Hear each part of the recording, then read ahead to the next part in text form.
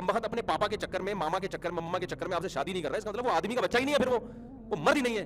अगर अपने ही जैसे से शादी करनी है तो एलजीबीटी बहुत है भाई, एलजीबीटी के पास जाओ, फिर मर्द के पास क्यों जा रही हो? मर्द वो होता है, वो कहता है भाई या तो मैं अपने पेरेंट्स की मर्जी से शादी करूंगा, लिहाजा तुम यहाँ से पतली गली से निकलो, मैं तुम्हें लिफ्ट ही नहीं कराऊंगा।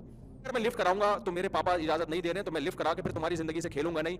मैं तुमसे शादी करना चाहता हूँ, कर रही हो, बताओ हाँ या ना में, मुझे क्या चाहिए? जवाब चाहिए।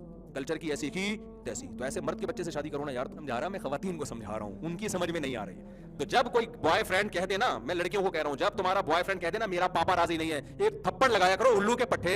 जब तेरा पापा राजी नहीं है तो मुझे डेटे क्यों मार रहा है तू मेरे साथ? मुझे उल्लू क्यों बना रहा है बैठ के तू? मर्द से शादी करनी थी तो इंसान का बच्चा है ना, तो ये 500-500 रुपए के बैलेंस में डाल के मुझे टरखाने की कोशिश मत कर। अगर तू मुझसे मोहब्बत करता है, चला चल कोर्ट मैरिज करते हैं, चला अभी चल मेरे साथ कोर्ट में, तो पता चल जाएगा इसमें कितना दम है। इंसान का बच्चा होगा तो कर लेगा, नहीं होगा तो इसका मतलब गधा है वो।